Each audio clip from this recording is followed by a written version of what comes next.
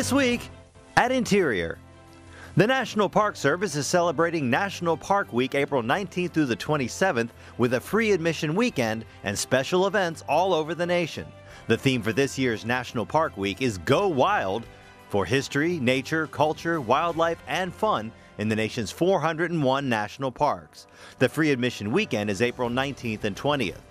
Park Service Director Jonathan Jarvis says every park offers a different experience, and he invites everyone to join the celebration and get to know a park. Secretary Jewell will be kicking off National Park Week with a visit to Crater Lake National Park in Oregon. You can get all the details on National Park Week at nps.gov. A unique gathering at the U.S. Fish and Wildlife Service's National Conservation Training Center in Shepherdstown, West Virginia. All the living former Fish and Wildlife Service directors joined current Director Dan Ash and Secretary Jewell in a forum where they talked about key moments in their careers, including the lessons learned about the pressing conservation issues of their time. They are remarkable people. Why should I be surprised? They were directors once upon a time, and I am so honored to be in their company because they reveal a commitment and an idealism that I find enchanting and comforting and reassuring. Coming here is always like coming home. To have the opportunity to hear from Lynn Greenwald, to get that perspective, to have all the directors together, just an exceptional opportunity. I want to thank our colleagues up here for running the Fish and Wildlife Service through all kinds of political circumstances, all kinds of administrations, all kinds of challenges. It's the second time all the former directors have gathered. The last was in 1998. Secretary Jewell traveled to New Mexico this week, where she addressed the graduating class of the Southwestern Indian Polytechnic Institute, or SIPI. That's a national Indian community college located in Albuquerque.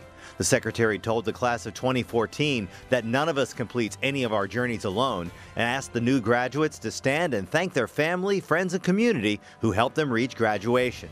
She also encouraged graduates to bring their whole selves with them to their next chapters in life, to be proud of their values, their culture, and who they are.